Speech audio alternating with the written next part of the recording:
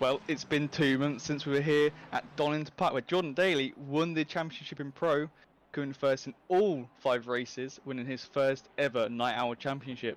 And joining him was Mike Redford, who won the Silver Championship trophy for his first time as well. Hello and welcome to season 15 of Night Owl. It's been a journey to get to here, but it's been fun. It's been a long time as well, but my name is Ted Edwards, and joining me on the mic and controlling the cameras is the amazing Jesse Lee. How are you today, Jesse? Absolutely fantastic, Ted. You know, it is a brand new season of Night Owl. 15 seasons. For the past 3.5 years, we have brought you one of the craziest, most unpredictable series in all of RCI competition. It's no secret, it's my favorite. I love doing Night Owl, and you're all about to find out why. We've got so many storylines. We've got names that we haven't seen for a very, very long time in the race tonight. Harry Conway's back, maybe trying to add a 4th Night Owl Championship title. Tyler Jason LaValle is back as well. Names you do know, like defending champion Jordan Daly in the series as well. Neil Pimlott's here. Of course, Adna Pusina's back after a summer off. Names that we haven't seen before. Ashley Bibby is in the race tonight, a longtime supporter of the RCI channel, and his best mate, Jordan Daly, who, by the way, is on provisional pole in the Just Gamers 197 BMW. He's in the race tonight. He's out there on the track somewhere. In fact, there he is in the, what is that called? Autobotic transmission number 69. That's a nice number that he selected right there. Very nice indeed. And we have a few staff members with us tonight as well. Bill Roberts, joined with Kevin Boss. We've got Tim Island and Grim Lilith, just to name a few. But it's going to be quite a good one. I feel it in my toes, Jesse. It's the first round of Night Owl is always a spicy one. People want to get a good result. Get the most points as they can. And it's Donington Park. The temperature looks perfect. The weather looks perfect. And I think the drivers are gonna like the round one here. Normally, round one isn't the one they like to find, but I think some drivers are enjoying it. 24 cars out on the racetrack, or at least in the pit lane at this point, and a couple of drivers at the top swapping back the provisional pole position. Timothy Flamger, Olivier Kierton just took provisional pole, and now they've been upset by Jordan Daly. A 26.407, the current quickest that you'll see. Kierton 2 100ths, not 1,000s, or excuse me, not 10s, 2 100ths off of that pace. Timothy Flamger 43 100ths off of pole pace right now. It is anybody's game at the top. Sure is. And just having a quick look at the pre-queue, and Jordan Daly went top, followed by Dolber, followed by Marvin Steer. Marvin Steer isn't here tonight. He couldn't make it, unfortunately, but Timothy Flamger was in the 4th place there. So it's hotting up. And also, Ralph Huell, I think, he's in 6th place at the minute. He was 5th in the pre-queue in a Porsche. So we know he loves the Porsche. Been driving it for forever. He even drove the old one and got some nice liveries to go with it. And he is a very quick driver in that car. Well, we love doing the Night Owl Championship, and there's a lot of you out there that enjoy rooting for your favorite drivers. So whoever you are and wherever you are here on a Saturday night, we welcome you back to Night Owl Action Season 15 premiere. And, well, I would ask you all the normal question I ask of who are you pulling for, but you have made that very apparent before we even went live tonight. You were very loud and proud about who you were here to see, and I can totally respect that. The Baddest Motors number 13, piloted by Harry Conway, up at the front of the field. 3-time Night Owl champion one of the most successful drivers in RCI history. It has been a little while since he's won a championship or ran a full season. Could this be the night that he starts another run? That 26.262 looking pretty good up front. Yeah, sure is. Yeah, he hasn't really ran a proper season, even in Night Owl, for a while. He's joined halfway through and not done quite as well as he wanted to. But at the minute, he's got the pace in qualifying. Obviously, qualifying and race pace is completely two different things, as we found out in the past. You know, people have got on pole and dropped down the order like a fly, but just have to keep an eye on him. He obviously wants to get that 4th championship under his belt. As we say, Ralph Huell goes top by almost 2/10 clear of Conway, but you know, we've still got 6.5 minutes left. Track is getting grippier and grippier with the amount of cars out on track. All 24 cars were out on track. 2 are now in the pit lane, the top 2, but we have to see what Jordan Daly pulls out at the back, because obviously he won every single race in season 14 and obviously won the championship. And as we saw from yesterday's race, Friday's race, he had that 15-second penalty, which he just does turn around and say, yeah, that was my fault and I did deserve that. He had 13 seconds of damage on the BMW, and he still pulled a 15-second gap. I think it was on 5th place, and kept that 4th. So he knows how to drive that car, even with damage. So we just have to see what he can do with a clean car tonight.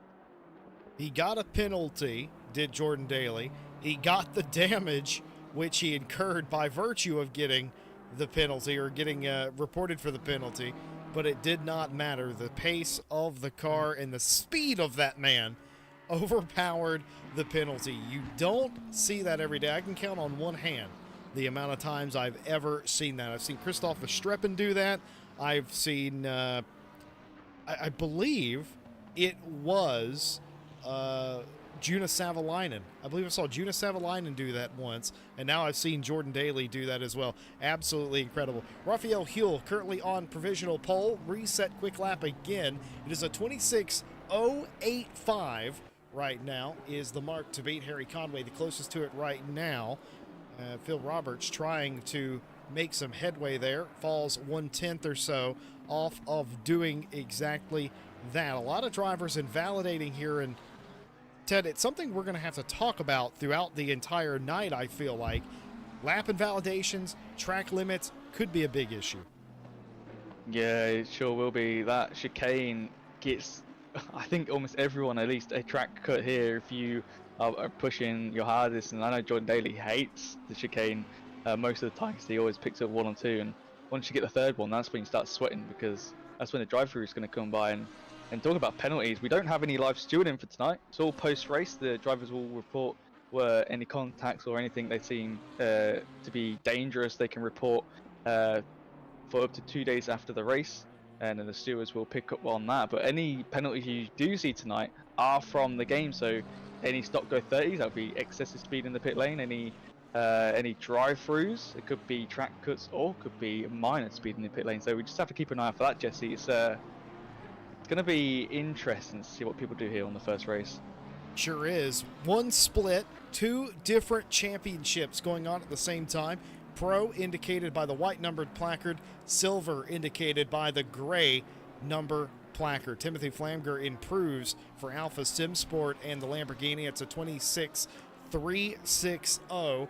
That'll slot them up into 3rd place. They're a quarter of a second down on Raphael Huell, the man everyone is chasing. Huell's still, Huell's on an outlap, in fact, I've just realized, but Harry Conway was trying to improve a lap or so ago, but the lap was invalid. This lap, unfortunately, not good enough to get them any higher on the board. The VR Racing 115 of Neil Pimlott looking to do some damage.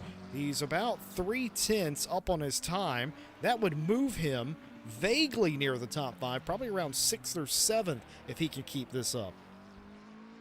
Yeah, you just want to keep those tenths in you. And around this part of the track, the last 2 corners, last 2 hairpins, it's very easy to lose that time. I know the Melbourne, that first one you get to after the chicane, it's very easy to get the best one you can on one lap, and then you never ever get it again, and you see your delta just dropping. You're like, oh, what am I doing wrong? Is my braking wrong? Is my turning wrong? Is my throttle input wrong? And it's very hard to see, especially when you're in qualifying. You can't just quickly nip to the replay, and have a look, it's because it wastes valuable time on the track. So it's one of those things you got to try to work out of. What am I doing wrong while you're still driving and still trying to do a faster lap? So it's very, very difficult to do indeed. But let's see here, Adnan Piscina already in a provisional first in silver, followed by Frallo and Malcolm. Just have to see what happens because Piscina didn't want to be in pro there. So I did a nice thing. I moved them down since I moved 2 drivers from silver to pro. Lilith and Pimnock moved up, and I think that was the right choice by me there. But just have to keep an eye on that Piscina, see if they're trying to pull a sneaky one on me. But I think everything will be all right in the end. They're only 3/10 ahead of Frallo, and I think that's just they got a really, really good lap because they haven't posted a faster one since. I don't think so. Have to keep an eye on them, see if they do have a good Donington race. But as you see here, a Lamborghini in first, Jesse. That's nice to see. It is pretty incredible. Olivier Kierton has brought the very nicely liveried Kraken Engineering 111 to provisional pole. It's still a 26, but only just. It's an 037. Raphael Hill now in opposite pole position with their quickest lap, a 085. Harry Conway has improved on their time. Joe Dauber has just improved as well. Harry Conway's time is a 262. Dauber's a 292. Timothy Flamger improved on successive laps, but is now in the pit lane and will take no further part. And Jordan Daly has just come across the line and set our very first 25 of the day. Yeah, almost 2/10 clear of Curtin there. I was looking at a Delta and I was like, Jesse, I might want to stop talking. Jordan Daly is flooring it, and there you go. Look at him go. He wants to get that second win under his belt for this championship. I think he can do it, but I want to see Daly get it, but I also want to see Conway get it. It's I'm torn between 2 people. Obviously, Flamger would be nice to see. Flamger is jumped out with the Porsche and is in the Lambo this season. I don't think he was in season 14. I will double check right now, but it's nice to see different cars. You know, a few Lambos here tonight. There's only 2 Porsches. There is a Honda of Kevin Boss, which is very surprising indeed as we come to the end of qualifying. A few people still doing laps. Jordan Daly still trying to go for a quicker, but he is down a lot on his Delta. Lavallee and Roman Frallo are the only 2 that are on a plus lap, so we just have to wait and see as Frallo comes up to the last corner. Can he improve from 3rd in silver? Can he get a 2nd place? He's very close to Malcolm's time as it is. As he comes up to the line, he does improve, 2nd in the silver class. What a nice drive by that guy there. Just have to see what his race pace is like. And then again, we have Roberts and Flamger going around. Roberts is down. He is now back up on it, so have to wait for him as he comes up to Melbourne Helping as Lavallee comes around the last corner. See where he goes. He's 7th at the moment in time. 4th place, very close to 3rd there. What a nice drive by the ladies driver as we see a McLaren driver come now. Can Phil Roberts improve? Can he jump up to say 8th place? 8th to 7th is a big gap, but what does he get? He stays in 8th. He jumped a spot. He jumps up, sorry. He jumps a spot up into 8th place, and we will show you the results here of qualifying. And I've broke something on the back end for my partner here. Just give me 1 second here. I got to fix it for him. We're not... What's weird about this is they're still seeing it. You're not seeing it, Ted. There you are. And we are back. I hit the escape key on the wrong thing. Take us through the results of qualifying. Jordan Daly takes pole with 2 fast sectors, sector 2 and sector 3. Flamger takes sector 1. I've got Daly, Curtin, and Hill 1st, 2nd, and 3rd in the pro. Lavallee, Conway, Dolbert, Flamger, Roberts, Plate, and Lilith take the top 10, where we got Cena in 1st for the silver group, followed by Roman Frallo and Malcolm, and then got Lopez, Island, Kerrigan, Mustak, Boss, Moondog, Bibi, and Jordan to take out the rest of the silver field. So yeah, two of the fastest sectors for the BMW, but the fastest first sector for a Lamborghini, which is very surprising as we see there. The sector times are pretty close between silver drivers. Certainly is. This Which is racetrack tends to be pretty balanced no matter what car you're in. Certain cars are favored, obviously, but you'll have that pretty much everywhere. Here, though, for whatever reason, the racetrack itself is just naturally balanced. Thanos would be quite pleased if he ever came here. He might not have to snap anything out of existence. He better not, because Donington is one of the best racetracks in the world. And I mean that. I genuinely mean that. It is just about the premier racing place on the planet. When I was first introduced to Donington Park as an American in the 90s, I fell in love with it immediately. I called it, when I was a kid, I called it the British Watkins Glen, and that's the highest praise I could have ever given the racetrack. And considering how loved both of those tracks are, irrespective of where they're located, I still, to this day, I feel like that was a good take by me, by young Jesse Lee. And it's just a world-class racing facility that they've amended over the years, but it has escaped being ruined like so many other circuits, and it puts on such a good show.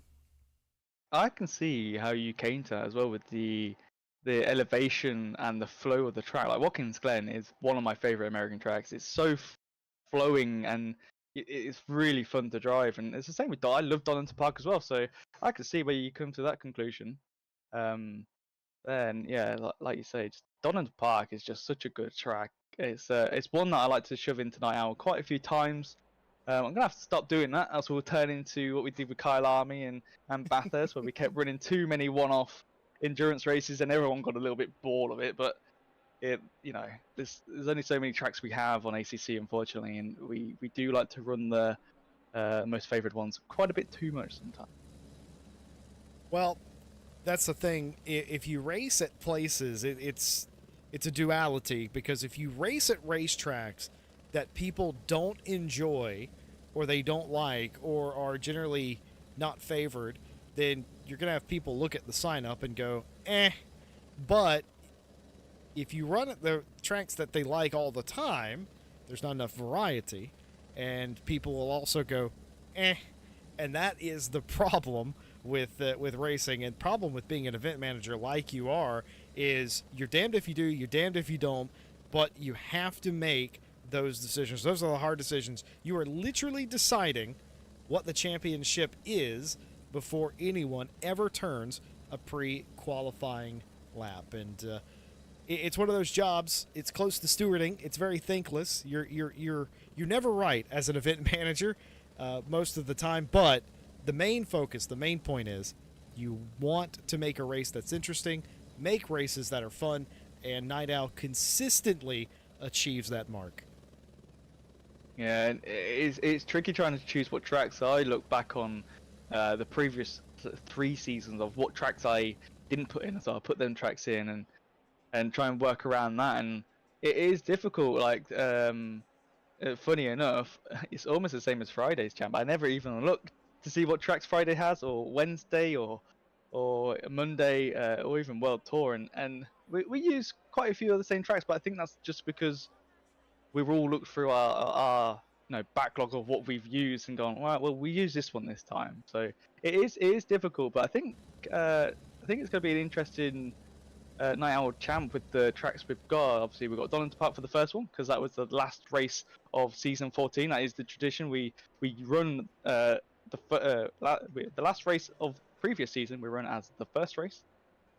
Just makes it easier for people, and it's just a nice little throwback to the previous season. But we do have Kailami for round 2, Bathurst for round 3, Laguna for round 4, and Hungaroring for round 5. And the thing with Night Owl as well, Jesse, is the drivers don't know when they're doing their pre-queue and sign-ups. When the sign-ups open, they don't know what the other rounds are. They only know what round 1 is, because obviously the pre-queue track. I run the same pre-queue track for the first race, and it's another tradition of ours for Night Owl is they don't know what's happening until the sign-ups close. And I think some people got a bit of a shock today when the sign-ups closed. So it was nice to see the reactions from all the drivers on the grid. But it is it's something we do for the night out. Something different. Yeah, it is quite interesting. We don't even know when Night Owl is made. We don't even know what the track list is. In fact, this week, this is a real moment here, a peek behind the curtain. I had to ask Ted before the schedule was released, because obviously I have to maintain the streams. I had to ask him what they were, because not even me, a member of the team here at RCI, not even I knew what it was at the time. Isn't that interesting? It comes from Ted's brain. It ends up on the racetrack, and in a weird way, that's fair, because when you have so many of your staff, like Grim Lilith, like Phil Roberts, involved in the racing, it only makes sense that they don't know, and that you keep it to yourself. But also, I really do appreciate you letting me know what the races were, so that I could get everything set up for this season. He didn't have to tell me, folks. He could have said, you'll figure it out. But very nice of you to go ahead and allow me to complete the season's worth of media work that I needed to do. I appreciate that. No, there's no problem there.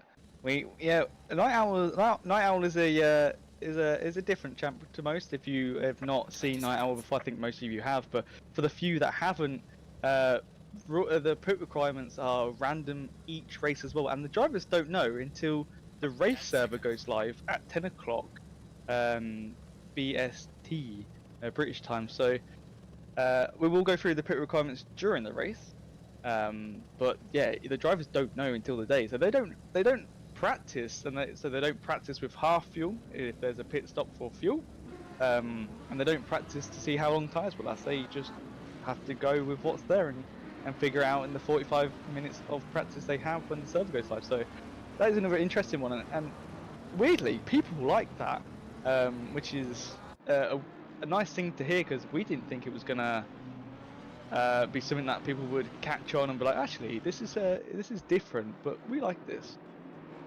I think as a racing driver, and I'm speaking as a driver, I think I would appreciate and enjoy having races, rounds, and championships that aren't just standard off-the-shelf affair, because you get so used to that in racing.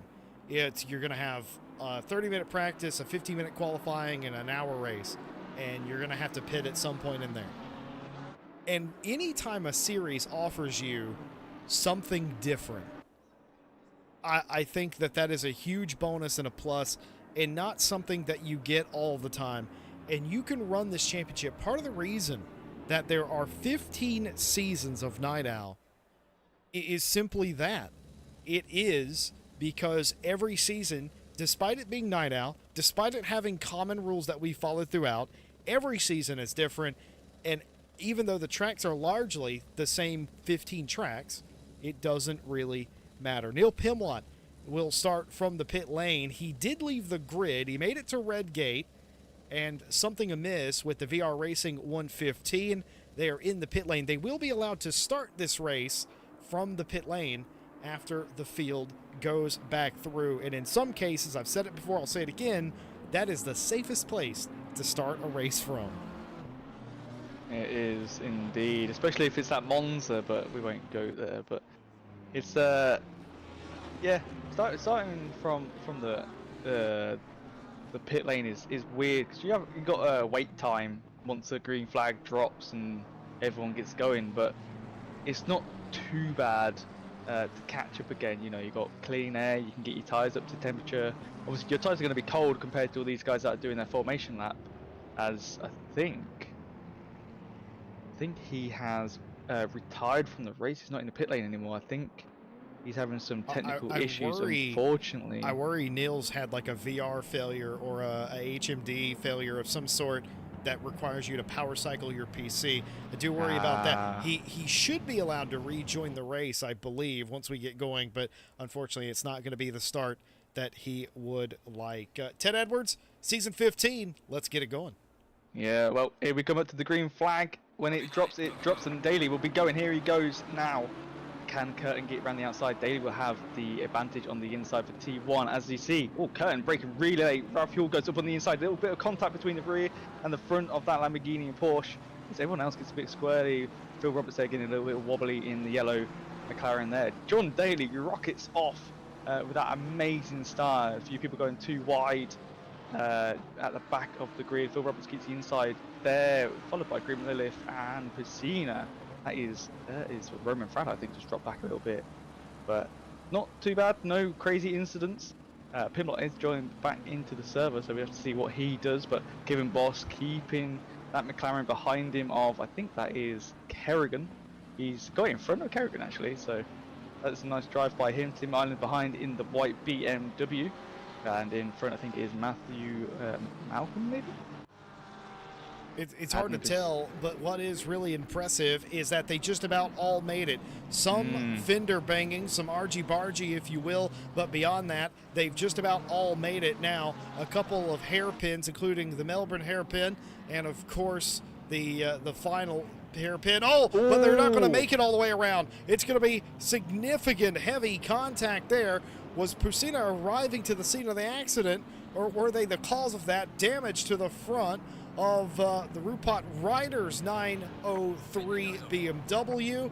The race underway, but the real one major incident thus far. And when we settle down, we'll take another look at that, as there's so many cars nearly side by side. Harry Conway, by the way, got bottled up a little bit whenever Huell and Dauber were going side by side. Conway from the Baddest Motors number 13 found themselves in a disadvantageous position, but somehow them and Tyler Jason LaValle, Timothy Flamker, they were all able to escape without further incidents. Incredible stuff. Pretty good start by everybody, I must say.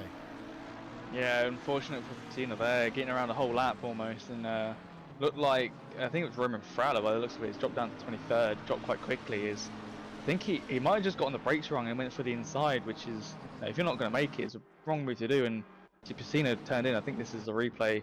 Yeah, here we go. There's Roman Frada, just turns right, just doesn't stop in time, and almost takes out Grim. Grim actually did get hit on the rear, and the fastest speeds in sim racing actually saved that from spinning out. But yeah, poor Frada just got turned around, but I think that was on him, to be honest, going for, the braking I think maybe was late.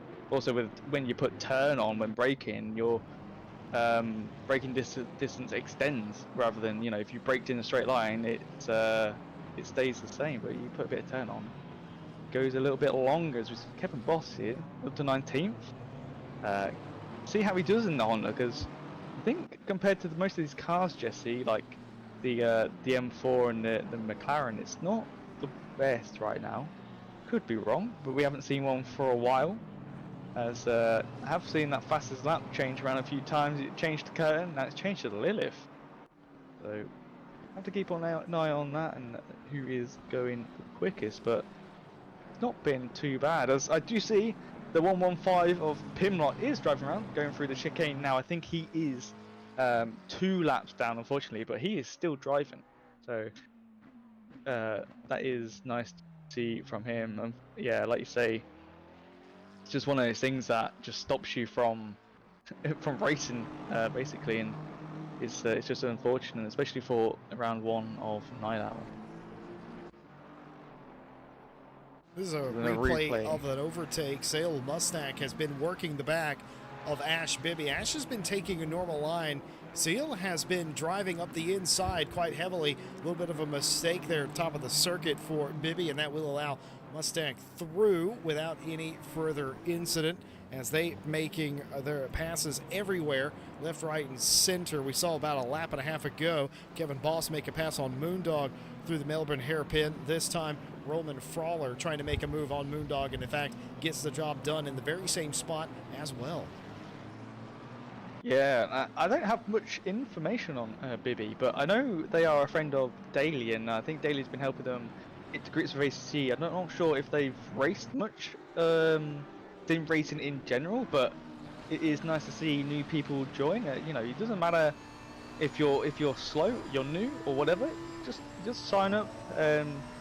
get within the 107%, which is, you know, of the fastest driver. As long as you do that, you can drive.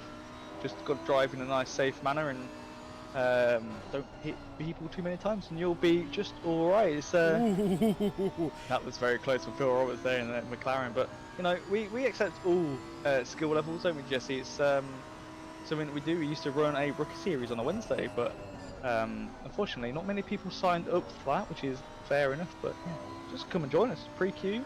You can even ask in our Discord for some tips and tricks, and you know, we also have Driver 61 as a nice partner that, you know, they help in sim racing fulfill their potential on the track. You know, from one-on-one driver coaching to full-on driver courses. Folks over at Driver 61 help thousands of racers refine their craft and unlock untapped potential. You viewers out there can get 25% off driver coaching using our discount code RCI Coaching E61. So you've used it as well, haven't you, Jesse? Driver 61, and I believe it helps you get a little bit quicker and a little bit safer. Certainly, drivers that I've teamed up with for some of the RCI champs have used Driver 61, and I've driven with them prior to that occurring and after, and I could honestly say their racecraft, more than anything, their racecraft, which can and often does lead to you being a faster driver when your racecraft improves. They come back and they're able to spot lines, their throttle pickup's a lot better, their braking points are more defined. It just tends to be a well-rounded experience. That's what you get. And Kevin Voss has had a huge off in the old hairpin, and he's going to get the car back on the racetrack. But Ted Edwards, tell me what you see. Well, I'm guessing he caught curb wrong, because that was after the old hairpin, I believe. Yeah, I am correct. So does he just get wide on the exit curb and just is a little bit of a spin? Got the bumps on the exit. He keeps it out the wall. Well done to him, and being on the grass, I don't think that would hurt the tyres too much. So he got away without damage and probably without blistering the tyres, which was looking for him. But he is now quite far back from the other driver, 6 seconds to Bibby. But we just have to see how he handles that Honda, as we see it in the background there. But you know, unfortunate there from Kevin, and that's one thing is, you push the car to a certain limit, and as you see there, the Honda just didn't want to stay on track anymore and went over the limit. So just one of those things in racing. You know, it can be any factor really. You know, damage to the car, your tyres are worn, you got less fuel on the car, can also make you run wide a little bit, as we see the number 29s also spam around after T1. Yeah, I was just trying to get that car, and I've been failing absolutely miserably at showing you what's going on. They've only just recovered, so here's a significantly long replay. Hopefully this will show you what happens. This is out of Redgate, turn number 1. Samuel Jordan just dips the tire off before they ever make it to turn number 2, and they went for a ride. There is a long old way to wreck off without hitting something. That's the silver lining. The bad news is that there's a long old way to wreck off, and look at this. That's a nice, safe recovery there. Saw the car coming, was spinning the car around, realized that, okay, I'm not going to do it right in front of them. Was able to maintain as far to the right as they possibly could. Of course, the steering lock on these race cars, any race car really, is not nearly as good as you would expect on your road car at home. In fact, one of the big disadvantages of race cars is that they don't turn on a dime. None of them really do. They're not meant to do that. You couldn't get one of these around in a Tesco parking lot, I can tell you that. No, you cannot. And there's also another thing of, you can't really see. You know, I think if you have VR, it's a little bit easier to get back onto the track. But you know, if you've just got a screen, you can't see. Like, I run a single 1080p monitor, and you can't really see much. So you just gotta, if you've got the track map on your screen, which is another helpful thing with sim racing, is easier to get back onto the track. But that was a well executed rejoin from Jordan there. But I think they had a little bit of a snap, tried to save it as they were going through Redgate, and yeah, it just went wide, went onto the bumps, and that's how they spanned. But I've got to say, no damage again. So I think that's one good thing of Donington is it's pretty wide. If you hit a wall, you've gone pretty fast.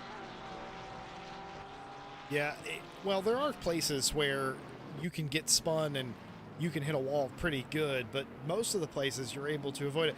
One of the weirdest places is coming through the Fogarty S's is an easy place to actually hit the wall, because if you mess up the inside or the outside curb after you get through the S's, you can spear right in to that inside retaining guardrail.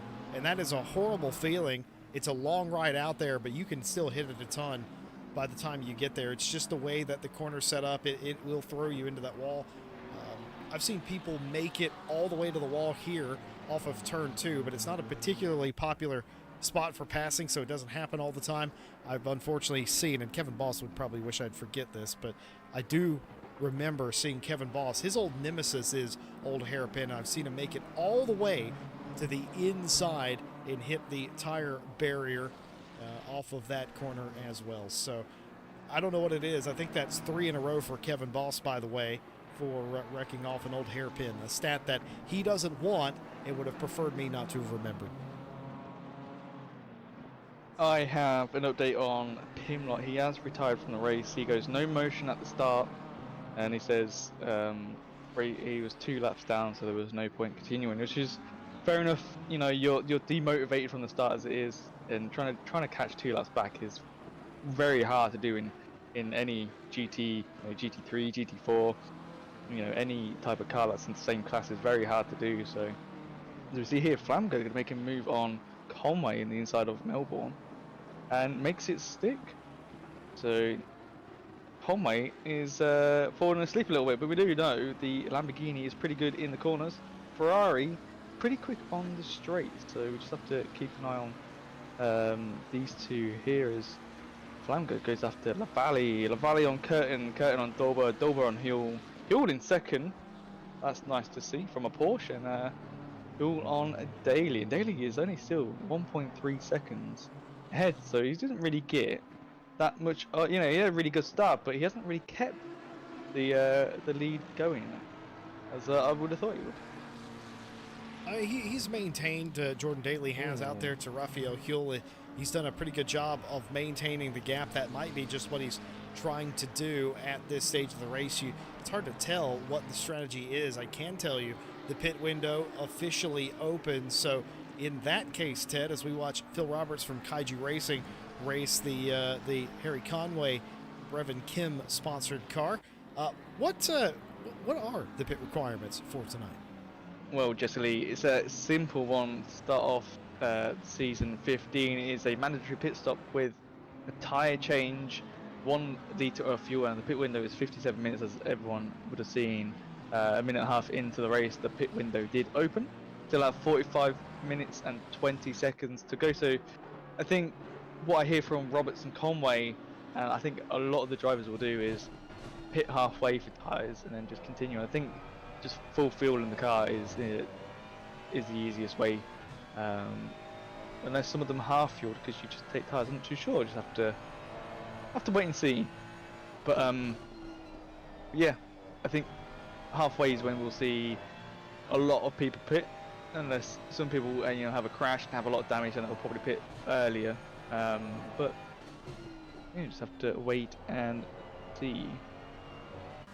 Certainly will. The race continuing, just about to hit the 15-minute mark. Was reading chat as we typically always are here in the series. I love your comments. Whenever I say something a bit cheeky, I love the comments back from that. Don't think I'm not seeing you say your remarks to what I'm saying. I absolutely love that.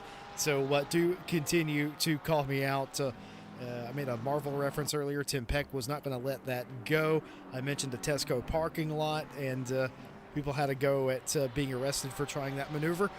Totally agree with that. Surely.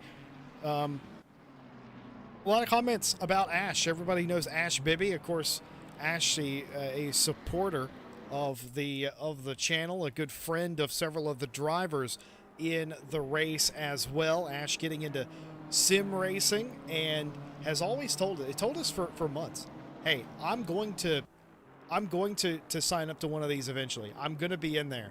And it's really cool. He gets to race with his mate Daly tonight. And you know what?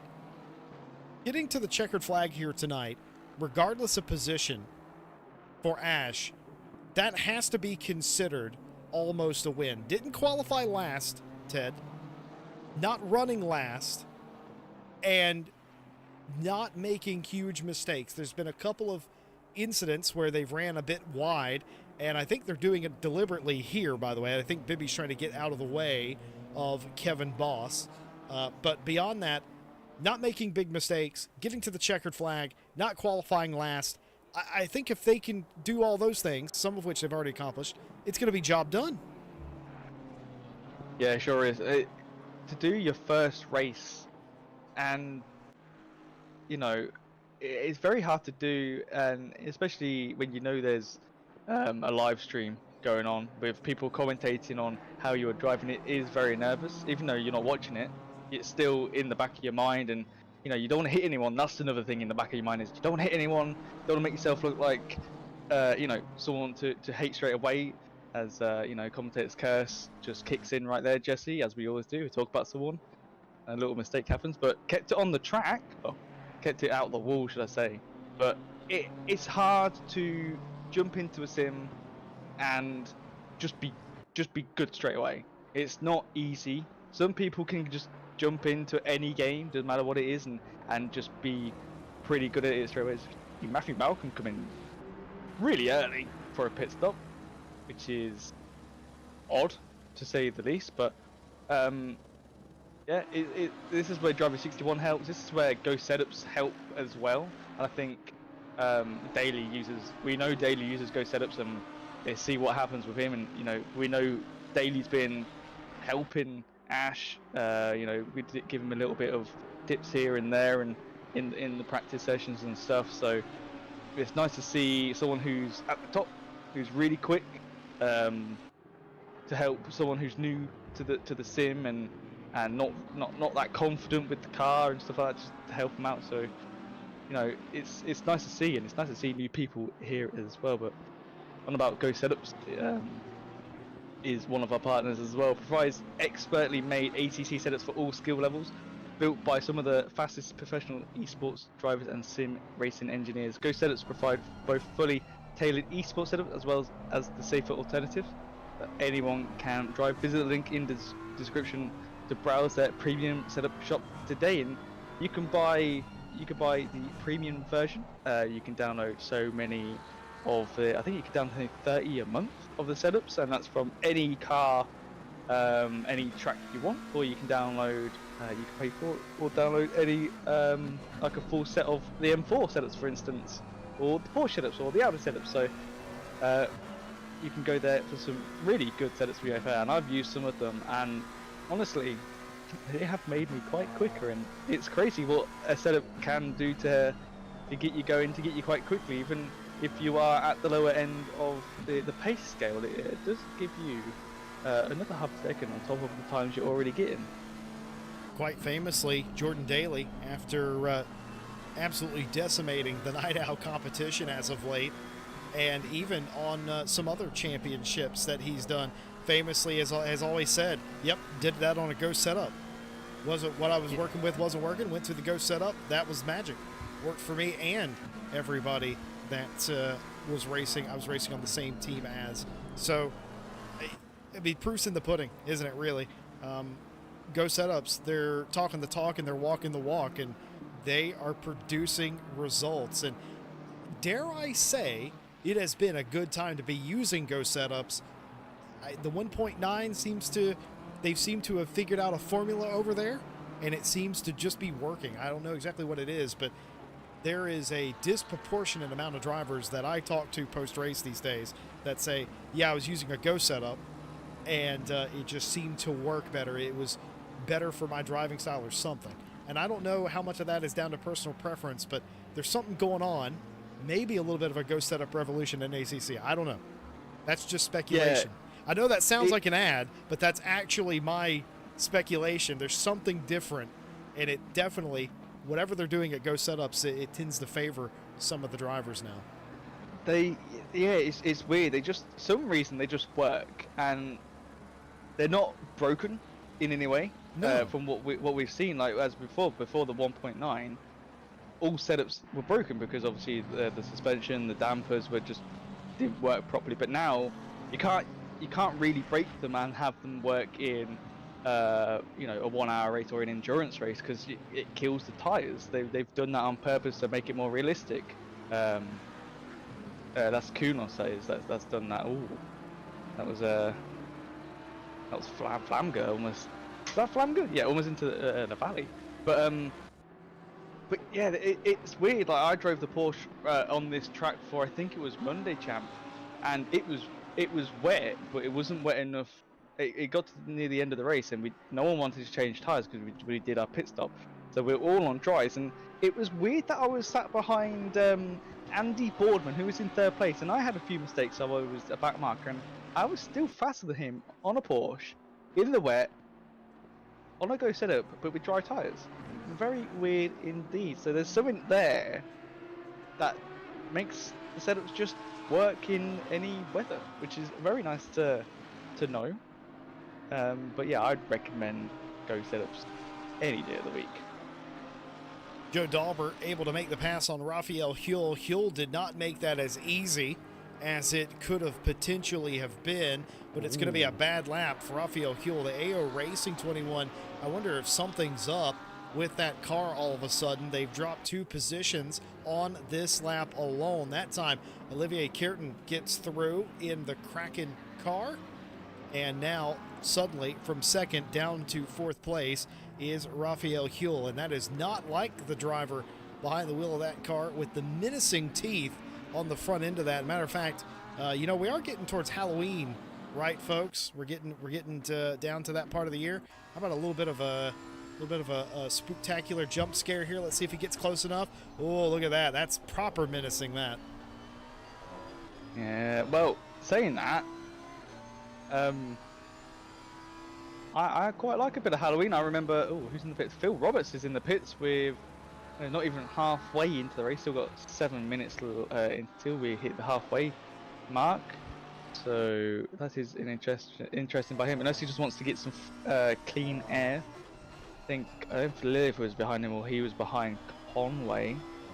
But maybe a bit of clean air. Correct. He was right behind Harry Conway when he came. That makes sense. You know, yeah. With the dirty air, it does lift the car up a little bit. So I think Phil's done a good choice there, just to get his pit stop done, see if he can get some clean laps in, see if he can get some faster laps in.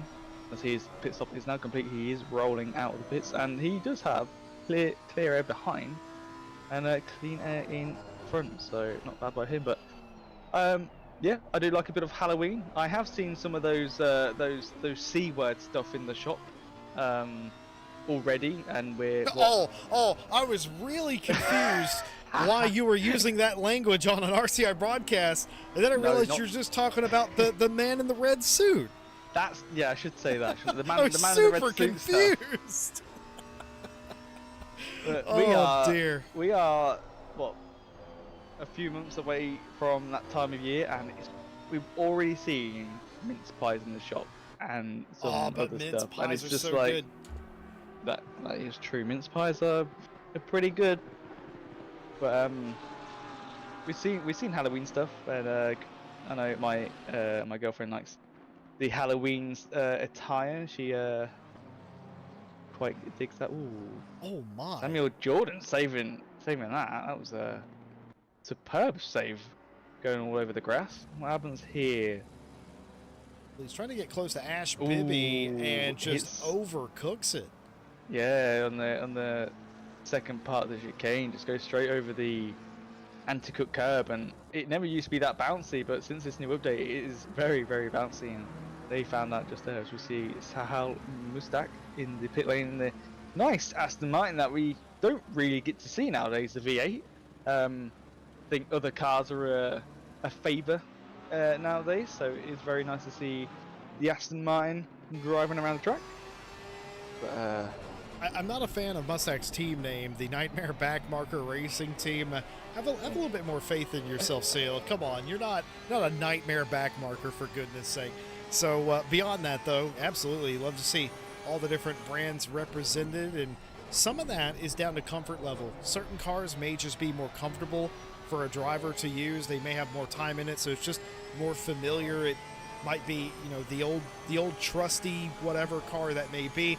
Some drivers here are absolutely taking the Chaos Challenge. One of those, of course, is Kevin Boss in the Honda. So that is a very interesting choice for Kevin Boss.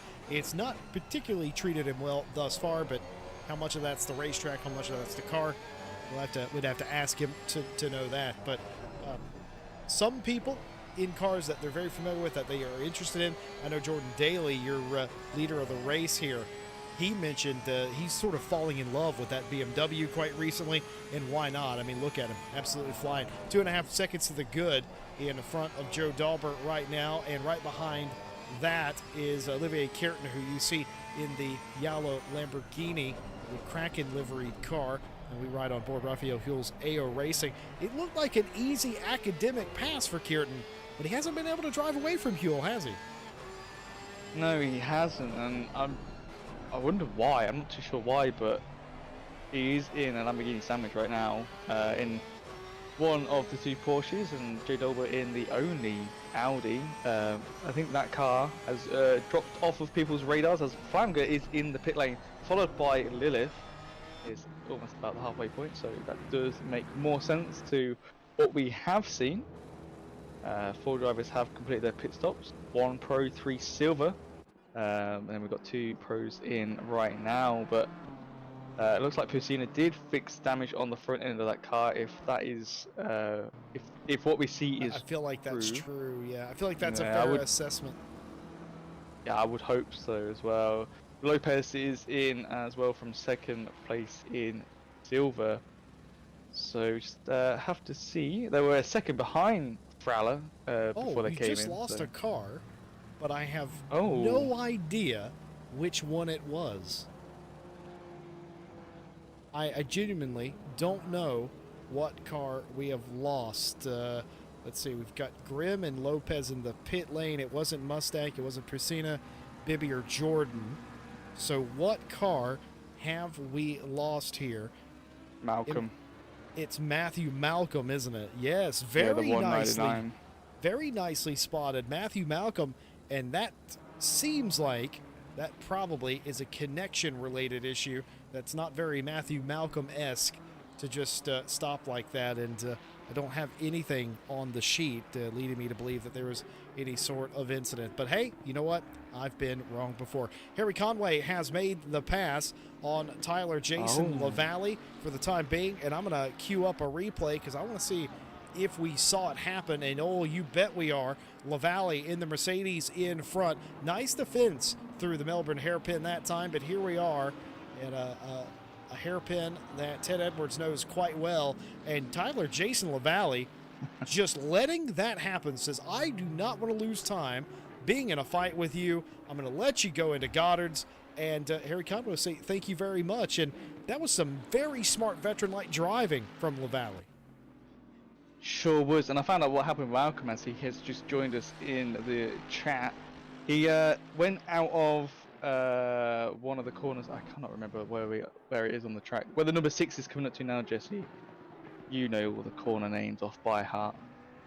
He came out the corner, going up the hill, and smacked the wall, and decided to retire the car. And as he joins the chat, he said, I'm done, lost it, and smacked it. So unfortunate from him there. I should learn these these corner names, Jesse, shouldn't I? I think 6 is McLean's. I'm not entirely sure what they count as turn number 6, because there's a bend that it's called the Fogarty something. I think it is. Apparently that's turn 7, McLean's. Right. So the one before it's the Fogarty bend or something. I forget what it's actually called. It says Starkey's Bridge from what I'm looking at. Okay, so Starkey's Bridge, a bridge that no longer exists. I'm still bitter about it. It's been absolutely forever. I'm still bitter about it. There used to be 2 bridges here, folks. One down the back straight. It was the Dunlop Bridge. I loved that advertisement piece of signage. Very iconic. The only one left that I know of outside of Japan that still exists is at Le Mans. They used to be everywhere, but oh, here we go. Back in my day, they used to be literally everywhere, the Dunlop bridges, in America, in Europe, Britain, of course. But now, I know there's still 2 in Asia that exist, but there's only 1 in the entire Western Hemisphere, and there's only 1 in Europe, and that is at Le Mans, the famous Dunlop Bridge. There used to be one here. It was quite lovely. There also used to be a bridge with a land speed car that set just beyond the old hairpin here, and they removed that as well. You can still see, even in the sim, the embutments at either end where it used to sit, but the actual bridge is gone, and I believe they removed that one for safety reasons because it was falling apart or something like that. But why? Just repair it, fix it. It is iconic. As the 141 of Tim Ireland goes off the track right there. Currently, or was, in the lead of Silver. Still one of the cars that has to pit, but Callum Kerrigan will take over that honor right now. We'll see if either of these cars come in this time, as it has been a feeding frenzy down pit lane. That concludes the Jesse Lee rant portion of the stream. You can turn the volume back up. Oh, John Daly, Joe Dolber, Harry Conway, and Emo Plate are all in the pit lane, so we have to see where they come out. Obviously, Oliver Curtin and Tyler Jason Navali are still out in the pro class, as we have 3 silvers still out. We've got Samuel Jordan down in 14th, still need to do their pit stop, and Tim Ireland and Callum Kerrigan still as well. So people doing their pit stops about halfway through. Some people are going a little bit longer, so we just have to see what their plan is. Maybe they've never done anything like this where you need to take a tyre swap in the pit window, and they're probably just going on towards the end. They probably don't even know what the pit stops are, Jesse. Some people forget to read the pit stops sometimes. I've had that many of times before, so just have to wait and see, as Jordan and Kerrigan are both in. Oh, Curtin's in as well, so it's just Lavalley has just joined in pit lane. It's just Tim Ireland, who took a little detour a minute ago. Just a little bit of a detour? Just a little bit. Well, actually, no, it wasn't Tim Ireland that took the detour. It was the car chasing him that took the detour. In fact, I'm pretty sure. Was it Tim Ireland? It was the 141. Well, Tim, I tried to help you out, and I'm being told by Ted that that is not going to fly, not in this box tonight. So tried to help, it didn't help, and we move on. Samuel Jordan also into the pit lane from the 29 McLaren in 20th place, and we have just about finished the pit cycle. Everybody but Tim Ireland in the pit lane now, and yeah, Tim's going to take another lap. So the BMW team Schnitzer liveried 141, the classic Super Touring car livery on that car, the FINA car, of course. I had a conversation with him about that car this week where I couldn't find a picture of that car with FINA on the side of it, but I swore up and down that at some point in its Super Touring life, this car was ran back in the 90s. Tim did, I never found the picture, but Tim did comfort me in the fact that he said, yes, that is what it's based off of, and yes, there was a year where it ran like this, the BMW back in the day. So despite me not being able to find it, it apparently did race at some point. So well, mine's not going quite that badly. Joe Dauber did come out in front of Alpha Sim Sports' Timothy Flamker. Flamker, though, with hotter tires, has caught him just a little bit. They were never too far apart, but it was definitely just about a second. It's not that now, as they are nose to tail. And the same thing can be said for Triple R's Grim Lilith. They're going to go side by side through the Fogarty S's. That is a dangerous proposition, but somehow the both of them make that work. The plaudits to both drivers not giving up and doing that as cleanly as possible. But Olivier Kierton going to give up a spot here for Kraken Engineering, and Grim Lilith up a spot now. Yeah, that's very nice to see. As we see, Tim Ireland has decided to come into the pits. He led a lap of the race, Jesse. Not many people can say they've done that, so Tim now can say that. But yeah, nice move by Grim Lilith there. And reading through the chat, and Malcolm is not really a big fan of this track. He just can't get to click with it, so that's why, you know, he had the little crash. Apparently he got a puncture for no reason, which took him off track as well. So very interesting indeed to have a puncture like that. certainly is. Tim Ireland coming out of the pit lane. That will hand the lead in the silver class back to this individual, Adna Prusina in the 908. Rupat Riders BMW. He has been the class of the silver field today. Said he was setting, or at least he set a personal best in qualifying. And let me tell you something, Adna, if you're gonna run your quickest laps you've ever done, you might as well do it in the session where it matters the most. So all credit to him. He will matriculate back to the lead. Inigo Lopez, P2 Roman Frawler in the 6 car, up into third in the silver class. This is a big night. You can get a lot of points here early in the championship. Set yourself up for the rest of the season. Olivier Kierton has had some drama. Was this assisted or not? Let's find out. Yeah, I saw that on my other screen. I was watching the battle that he was having out with Green Lilith we watched before. So, I wonder what happened. I saw him backwards with a load of dust. So he's already.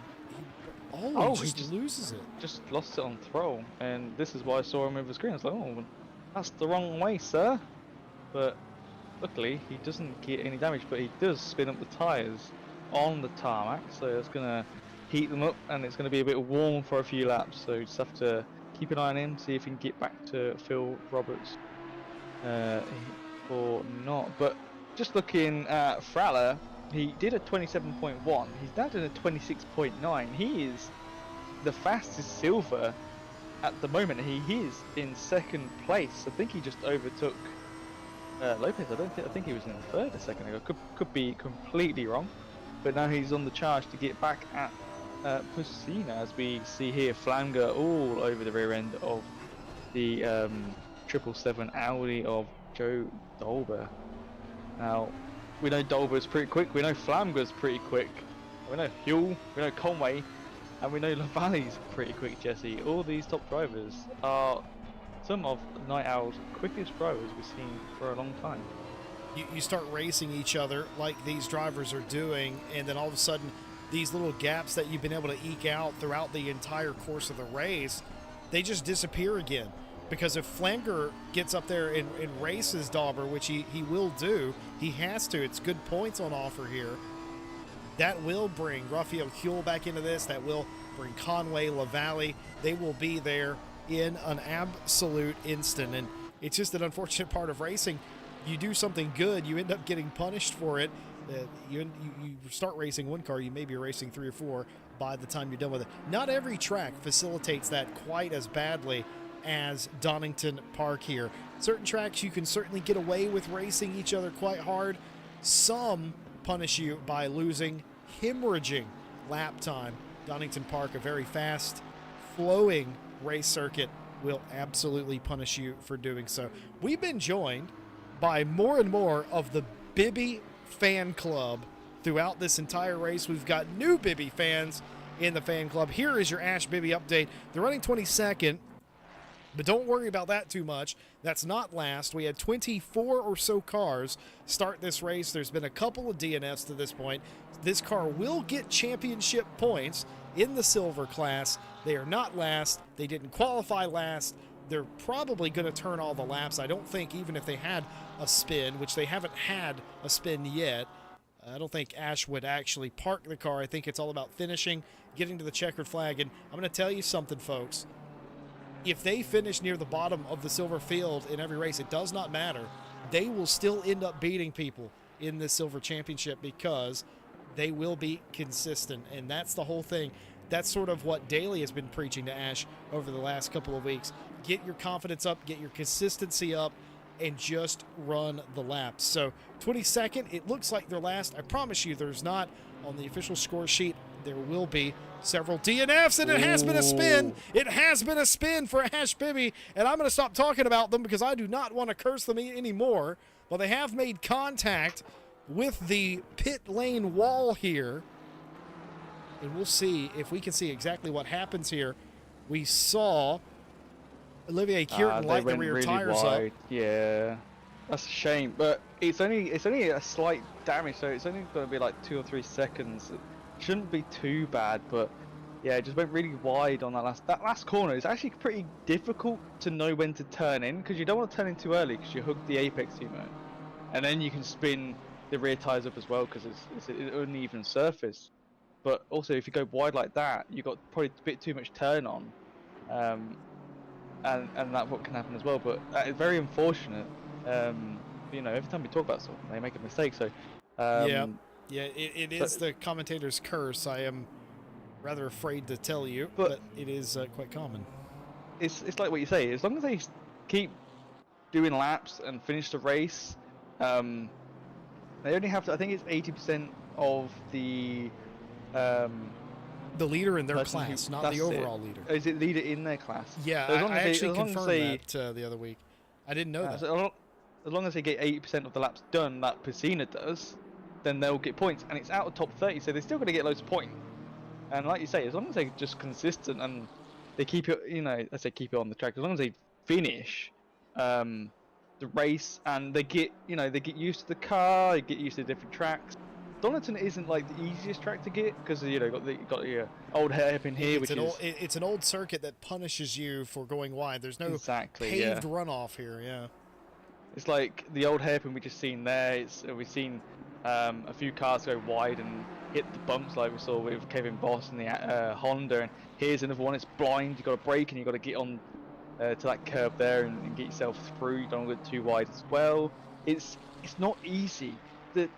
The chicane here is a pain in the bum because it's a heavy braking zone. You've got to get it turned in here. Don't want to get a track cut. You can easily cut this one there. We've seen before from Samuel Jordan. They cut the second one a bit too much. It bounced them off onto the left onto the grass, and they bounced them even more, but they saved it. It's not easy. People think Donington's easy. It's not. So people think Monza's easy. It's not, because there's heavy braking zones. There's Ascari, which is the corner, the middle of the corner itself. It relies on downforce from the car, and the same with Parabolica. It relies on downforce from the car, and if you don't have that downforce, that's when you start slipping. So this is where setups come into it, and this is where track knowledge comes into it. And obviously, Bibby's learning the car, Daly's helping them learn the track and the car. So it's a big learning curve, but they're doing really, really well. My timing and scoring has gone absolutely crazy, and I can't figure out why.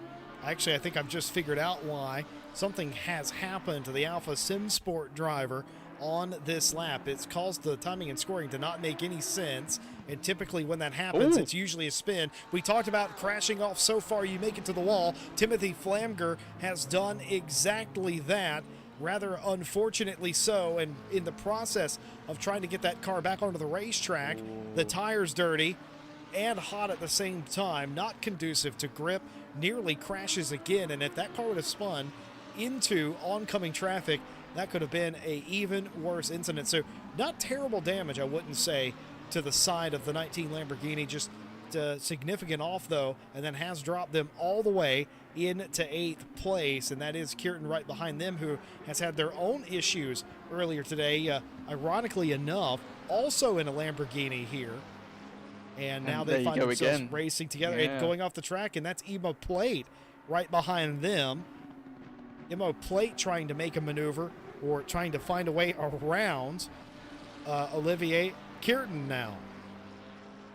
Yeah, it's just one of those mistakes is what can just ruin your race or just ruin the place you didn't expect to be in. And I've done that many times. And you know, it's not someone else's fault, it's my fault. I've done the silliest things, I've lost concentration, and you know, you lose a really good place, like say a top 10, you can easily lose it, and that's when you drop back, and it's really demoralizing, and you just don't want to continue the race anymore, as we see, you know, Plate getting very almost ran out of room there, trying to make that pass. He was given just enough room to go to the extremes of the outside of the racetrack. Plate said, all right. But yeah, it's hotting up a little bit. Roman Fralla is half a second behind Piscina now in the silver class. So M4 on M4. Lopez 2.2 seconds behind Fralla. So a little bit behind, but it is an M4 on an M4. So this is where it gets a little bit tricky. This is where setup and driver comes into it, not really the car, because the car is exactly the same. apart from the driver who's driving and the setup that they are using. So I know Fred has been charging along. His fastest was a 26.7, whereas Piscinas was a 27.3. The only silver that's got into the 26s is Frala. So yeah, obviously likes the car and he obviously likes the track, but just have to keep an eye to see if he can take away that first place position and see if he can, if he does, see if he can hold on to it. But have to wait and see.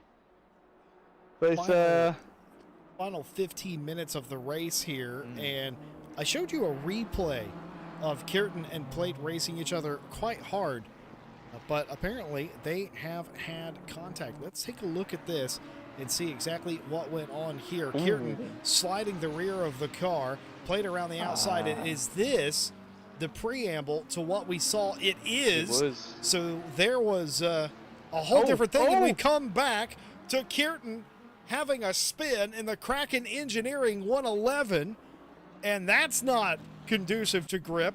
The tires are completely shot. Was this contact? Yeah. No, it was a carbon copy of a self-spin. We've seen that 2 or 3 times tonight. We've seen it again, and for Kjartan, it is becoming an all too familiar broken record. They're going to be happy to leave Donington Park, I dare say. Yeah, very weird to see that from there then, but I'm just having a little nab on the inside camera to see what I see that ABS is on 2, but I don't know which one is traction on this new Lamborghini. I haven't drove it, so I don't know which one of the boxes is. It doesn't really label it clearly, but the highest is 4, but that's not the traction. So there's a few ones in there. So I wonder if they're just running a low TC on the car, and that's probably why they just keep spinning the tires up a little bit. You know, maybe their setup wears them out quicker. So they're losing the grip, because the Porsche is known for that quite a bit. Well, for me anyway, I've not been able to keep the tires going long enough, and the PSIs drop, and then the tires get overheating and stuff like that. So maybe that's what's happening with the Lamborghini of Kjartan. Not too sure, but very unfortunate from them today. Here's a move. Adna Pusina, this is for the lead in the silver class. Roman Frawler going down to the inside. Frawler has dispatched of Indigo Lopez, and now has he dispatched the leader in the silver class, Adna Pusina? He looks like he has. He's got the inside position now. It's going to be a crossover move. Pusina looking down to the inside. He gets there into Goddard's, and he's just about got him. He's side by side with him here. Position should go to Roman Frawler here from Redgate. How late dare Adna Pusina break? And the answer to that question is not late at all. Instead, he's going to try an early apex the corner to get position back on him, and he's done it down the inside. Frawler, an absolute passenger here as they head down to Old Hairpin side by side. Normally somebody has to give. Is it Pusina? No, he backs out. He fakes him out. He goes wide. He's into the grass. Frawler is going to exit Old Hairpin in front as they head up to the top, the highest point of the circuit. Excellent racing, and here comes Inigo Lopez. It's a 3-way fight for the silver lead, but is it already over for Roman Frawler, who has finally gapped Adna Pusina by about half of a second? Excellent racing there. Now this is pod racing. I'm also watching as well, Jesse, on another screen, the fight for 3rd place, and Conway has taken 3rd from Huell, and Lavallee is not far behind in the Mercedes. I've been watching this while we've been watching the other fight for first and silver as well. So it's all kicking off with 11 minutes left of the race. So yeah, here's Conway on Huell. It's hodding up a little bit. Harry Conway not really had the best performance in the races he's participated in as recent, but he's now at the 3rd place in Night Owl season 15, 3-time Night Owl champion. They're making some moves. Look at that. Nice, easy dive. Huell leaves the door open. Lavallee tries to have a look, but doesn't get the power down out of the big V8 engine in that Merc. Then Conway keeps the position. It was a long replay, folks, but it was because it was required. That was a lot of back and forth. That happened at the same time on the opposite end of the race course. Whenever we were watching the battle for the lead in silver, this was hotting up for the podium positions, and it's not over yet. Conway holds the lead, but nothing really time-wise has changed. Rafael Huel very much still in the play, and Tyler Jason LaValle on his return to Night Owl, his return to RCI. I haven't seen him race in RCI in quite a while. That could just be that I'm not on the call for the races he's in, but either way, back in it. The same thing I could say about LaValle, I could say about Conway. It has been a while, but they have not forgot how to race at the front of this field. Some excellent racing here near the end of this one. I didn't think it was going to happen, Jesse, but we have our first drive-through penalty for Samuel Jordan, and that would be track limits. Obviously, they've already done their pit stop, so it's not a minor pit lanes offence, speeding offence. So that is our first one. I'm very surprised that we've only had one so far, and I was really surprised that we've got this far and only got one so far. So they're very unfortunate from them, but it is what it is. It's most likely the chicane that's going to get you those penalties, and I'd hate to see anyone, especially one of these three, get one now, especially with 8.5 minutes left of the race, being this close together. But these things do happen. Well, I want to give another shout out to AK Esports. They are a leader in esports management and competition around the world. For more info of their services, you can visit the link in the description below, akesports.it. And without AK, really, we wouldn't really be doing this, would we, Jesse? They help us out a tremendous lot with, the service that we have, and they bring you this race more than probably what we. People driving here, wouldn't be doing this without them, because it's not the easiest thing to do servers, is it? No, of course, AK. You'd be hard pressed to find many top level ACC competitions that AK Esports doesn't touch in some way, whether that's facilitating servers or facilitating, the entire crew in some cases for covering esports events. They kind of do a little bit of everything, and of course on the server end, they help us out quite a bit with that, and we would definitely not have all the tools and goodies that we do, and we certainly wouldn't have as many events and things going on had it not been for the help of people over at AK Esports, and just a lovely group of people. I'm fortunate enough I get to work with the guys every year in some capacity or another, and lovely folks over there as well. They know what they're doing. They're a leader in their industry for a reason. They've got this figured out, and they always put on good shows, and they always reliable hosting, reliable management. What more could you ask for? akesports.it. And they are Italian, by the way. The company's Italian, and I've never asked, but the .it, is that because they're in Italy or because they do IT? Because technically this is IT. Which one is it? I don't know. I've wondered that for years, by the way. I've just never said it. I think it's due with Italy. That's what I would say. I'm too afraid to ask at this point, but I will say that live on the broadcast. I just want to touch on something as we near the end of the race today. Ted Edwards mentioned something earlier. He was trying to look into the cockpit of the car to try and understand what was going on with some of the Lamborghinis and their issues that they've had today, notably Olivier Kierton just most recently. We've had many Simeon in chat ask, is that just a Lamborghini thing? It might be, because a couple of seasons ago, Kevin Boss was in the Lamborghini here, and the same thing in one of the same places happened to him. So, Simeon, you might be onto something. And for anyone who thought that was odd, that Ted was looking at the data and didn't know what exactly he was looking at, that's simply down to how they model the cars. If you're unaware, ACC is the realest simulation, and that's not hyperbole, that's not jargon speak. That is literally, we mean that. Every one of these cars is independent of each other. They have their own powertrain, their own characteristics, their own aero, drag coefficients, everything. even the electronics in these cars are modeled after the real ones. So you can't be a Mercedes AMG driver, jump in a Lamborghini, and immediately understand what the heads-up display or what the gauges and everything are doing, what the traction control settings mean, because it's not one-to-one. That's not how this sim works. This sim models itself on accuracy, pinpoint accuracy on how these cars roll off the factory floor when they're built. So some of these cars, they're even backwards. I don't remember which one it is, Ted. You'll know better than I. But one of the cars, no traction control, is like a 9 on the scale instead of a 0. I don't remember if that's the Porsche or not, but that just goes to show you that's how it's modeled in real life. That's how it's modeled in the sim, and it can be confusing if you jump around cars.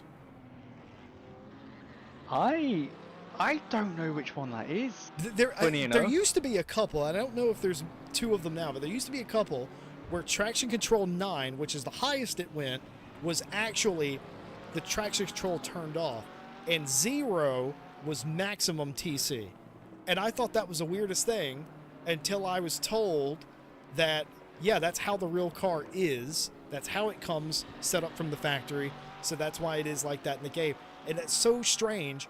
And if you think the Bentley driving on the right-hand side of the car, which is the wrong side, by the way, but if driving on the right side of the car, if you think that's odd, try driving a car where none of the buttons, knobs, and electronic aids do what they did in the car that you previously ran. That's what that's like. And it's a level of detail unparalleled, in my opinion, and ACC just doing its thing.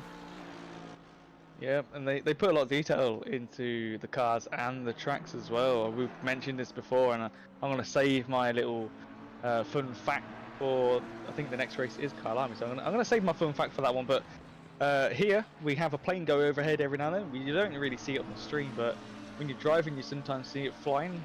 It goes from the way we're looking now, and it comes backwards towards us. So it's something that you wouldn't really expect to see, but it's nice to see in the game. And you know, in the cars as well, they model the ECU and the fire extinguisher and all like the electronic cables and stuff.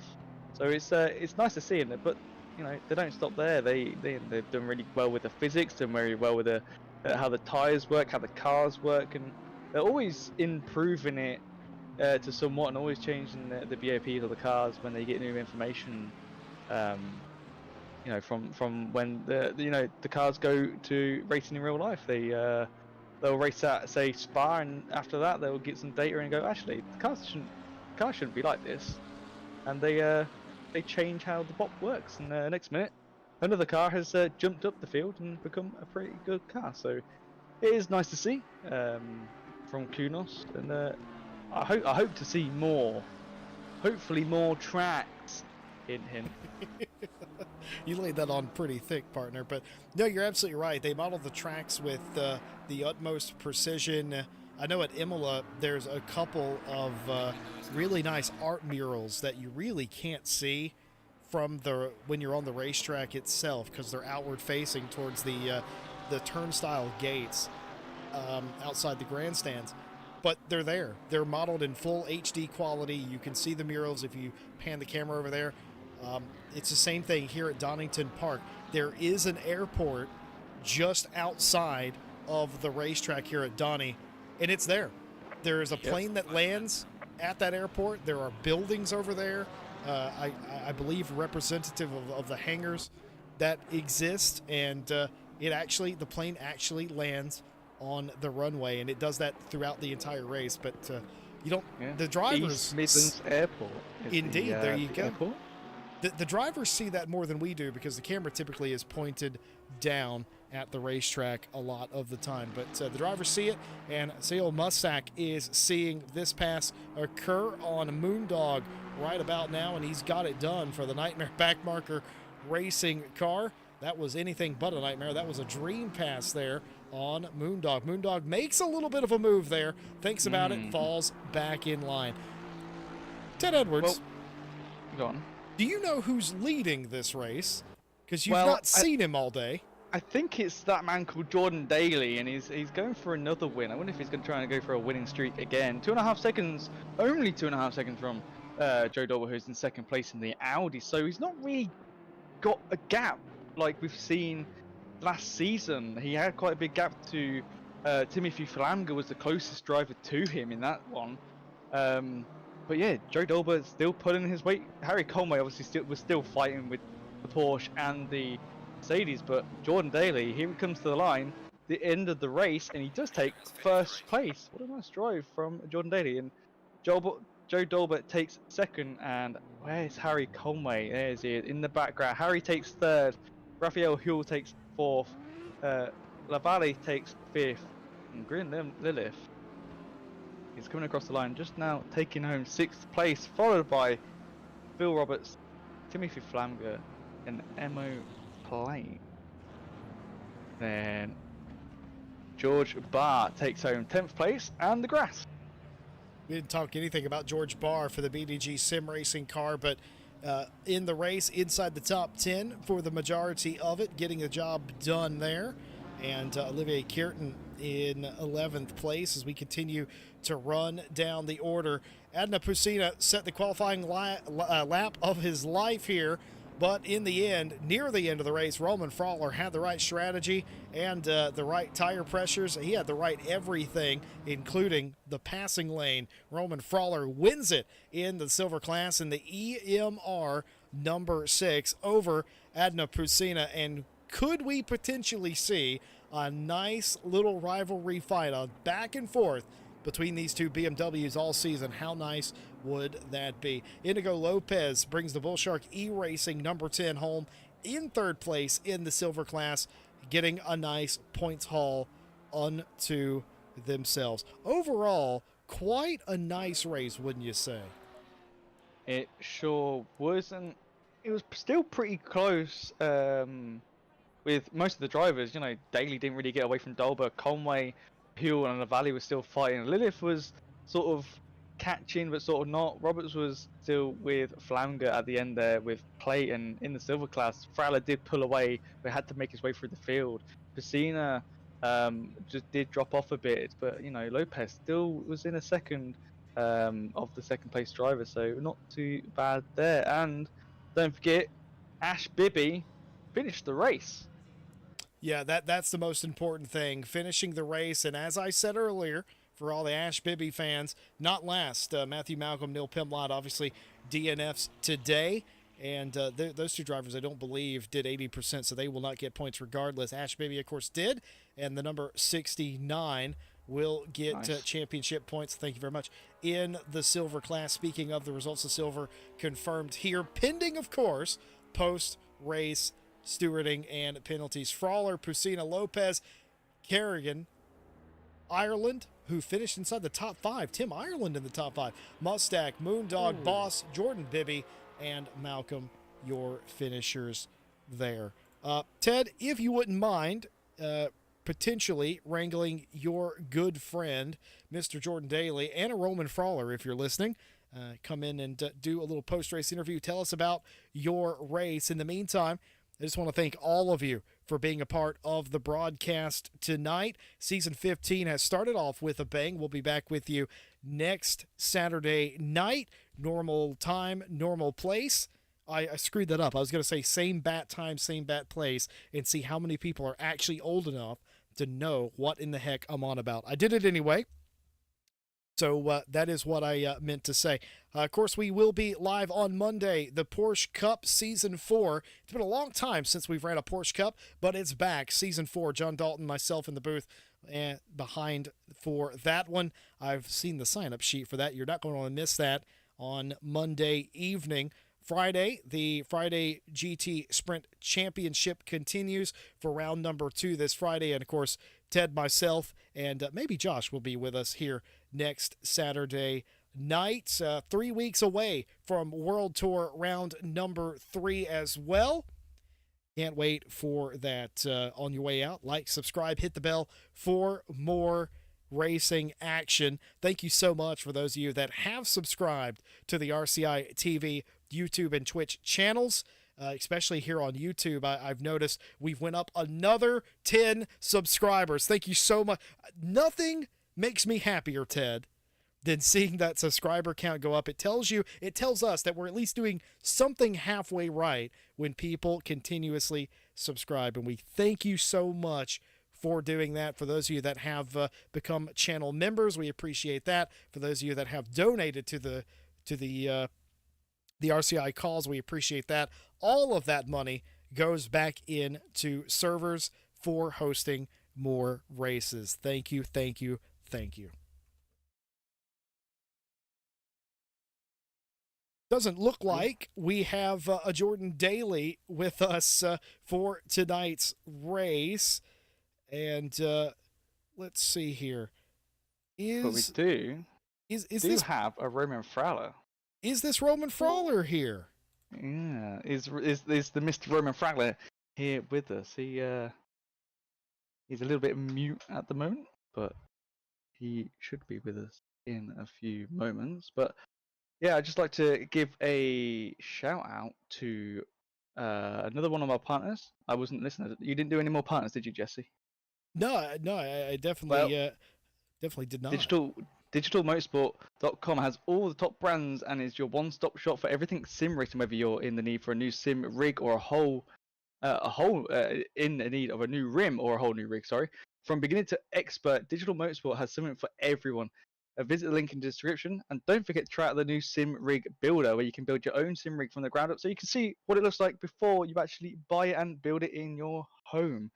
You can find them in the description as well. Are you here, Roman? A little bit of audio issues we're having with that. Rather unfortunate to say the least. But of course, big thank you to Fanatec as well. When making purchases from Fanatec.com, feel free to use our affiliate link. Doesn't cost you anything, and it tells them that we sent you. Several of you have done this in the past, and we appreciate that. So we appreciate you doing that with us. Roman Fowler, are you with us now? Would not appear. So I see him working on it, trying to figure it out. And yeah, just fantastic stuff over at Fanatec. And they're always now, these days, it seems like, Ted, they're coming out with new ways to bundle and save. You love to see that. Go check out what's on offer right now at Fanatec.com. Yeah, they've got a lot of different bundles going on at the minute. I think they've got a load of different wheel faces, little different rims to go with their bundle they got going on. So it's very nice to see. You know, they only had one to start off with, and then it went up to 3, and I think they've got like a whole range going on if they're still doing it. So that is pretty nice by them. Certainly is. And yeah, like I said, we'll be back with you on Monday. We're going to try it one more time. Roman Fowler, silver winner here for round number 1. Are you with us?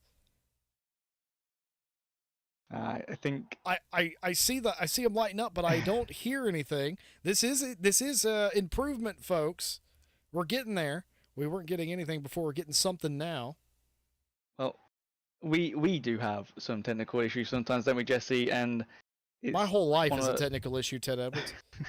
it's a frustrating thing when things don't work straight away. So it is what it is. We probably can get an interview next race if it doesn't work out, but we certainly can. We can talk to Roman Fowler whenever he is available to do so. I still want an interview, darn it, and I'm going to talk to Inigo Lopez. Lopez, 3rd place today. It was quite a spicy race. Tell us about your day. Absolutely. So, of course, qualified 4th. So all it was really was just staying out of trouble. So I did that and took advantage of whatever happened, and I found myself in 3rd. Well, I got to say, not every race delights like that. There was some interesting pit strategy from some of the silver class. You ended up fighting with everybody, it seemed like, inside the top 3. It felt like it could have gone any way. Just tell me straight up, Lopez, what did you need to win this race today? I just need a bit more pace. Donington's not really my best track, to be honest, but I did my best. I was within the top threes, and that's what I'm happy for tonight. That's a really good answer. So you're going to be a force to be reckoned with, right? We're going to see you on the podium every round. You're going to be fighting for wins this whole season. That's what I got out of that. Yeah. Maybe, who knows? Only we gotta find out next week. I love and hate a humble racing car driver, but I love Lopez's response. He wasn't going to take the bait.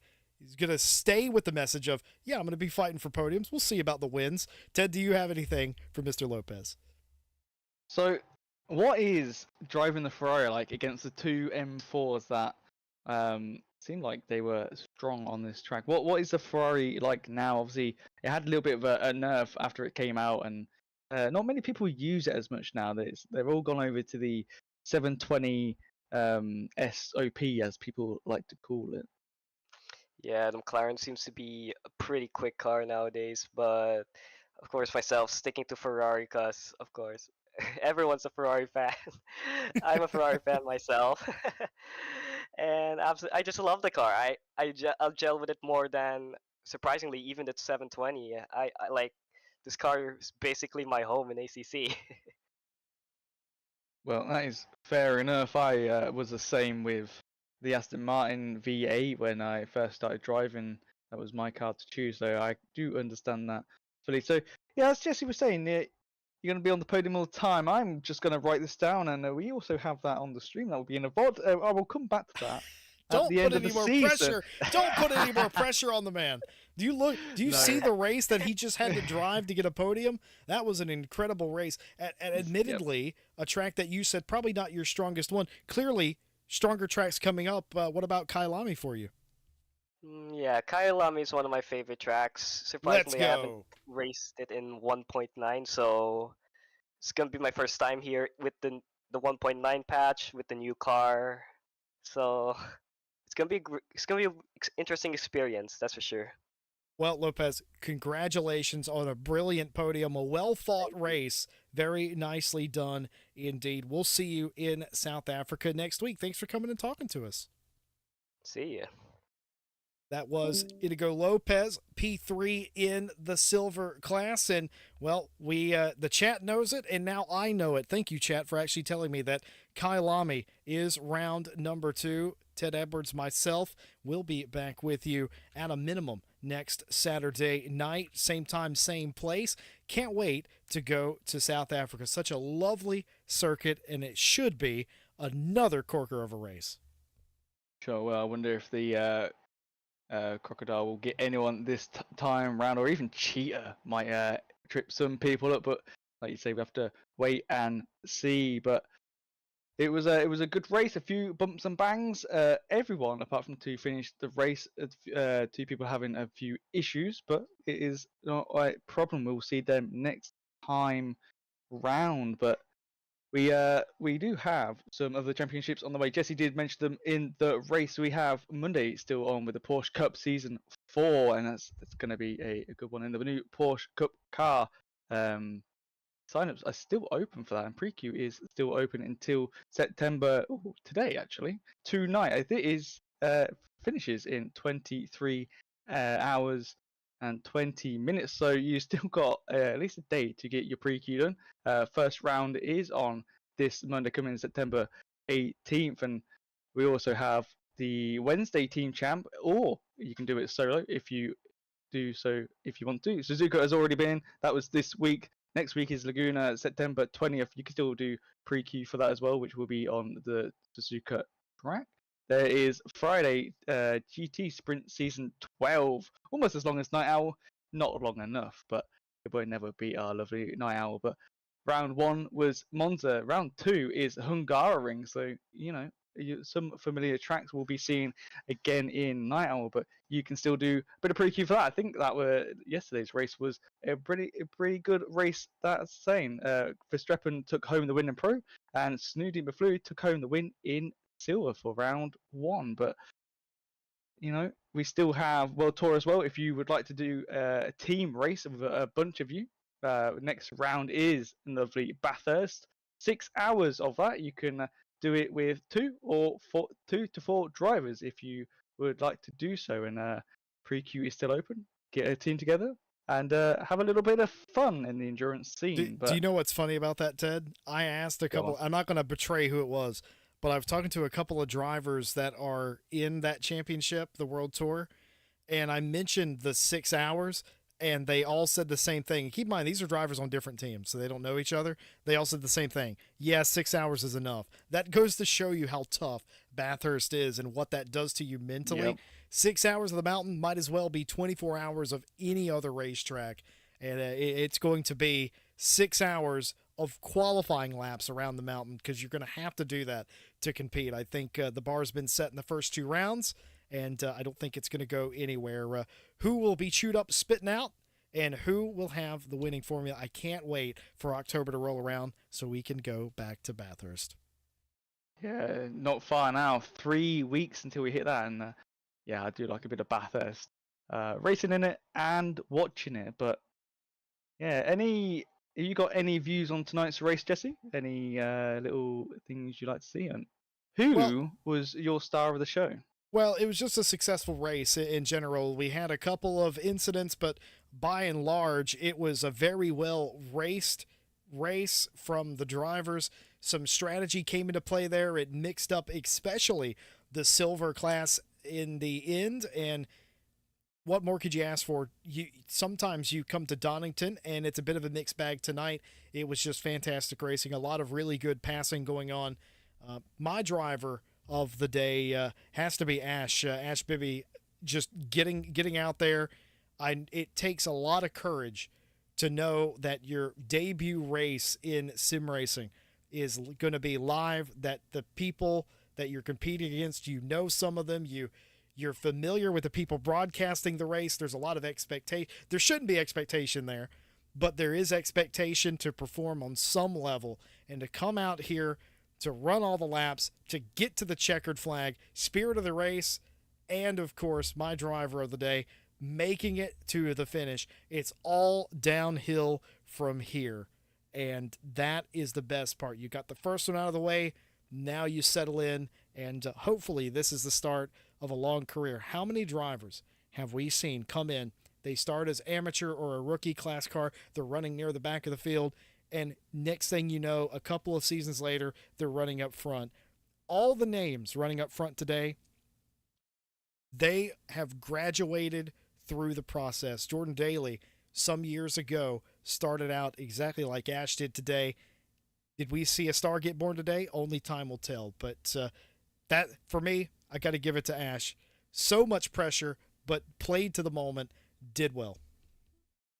Yeah, sure is, and that would be my pick as well. And yeah, it's difficult just to get into sim racing. It's difficult to actually race in a championship and not just do the normal public lobbies, where it doesn't really matter. Whereas when you're in a series in any community, it is daunting to say the least. You're driving with people who've driven here for years and never miss a night-hour race, and this is your first one. And you don't want to mess up, and you don't want to annoy people, get in the way.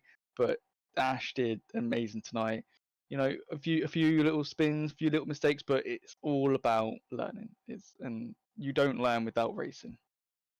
Yep, that's the whole thing. If you want to get better, you've got to be on the track with people that are better than you. You've got to learn the lessons. And rather unfortunately, a lot of times, especially if you're as a bit thick like I am, you learn the hard way more often than not. But I'm a hands-on learner anyway, so it ends up working out that way. And you never know. In 6 months from now, Ash Bibby could be a pro driver. And anybody can be that driver. I mean, we're currently in the middle of watching Kevin Boss do that. Started out in AM, he's a silver driver now, and on a good day, he's at the sharp end of that. He could potentially be in the pro field in some of the classifications. So everybody is at a different point on their sim racing journey. Ted, it's been a brilliant day. It's just about time to close the doors and shut off the lights.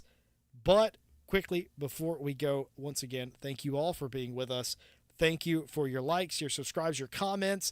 Thank you for coming and cheering on your drivers, your teams. We'll be back live on the channel on Monday for Porsche Cup action round 1. Ted and I will see you on Saturday, and in between there, the Friday GT Sprint Championship continues as well. Ted, take us out.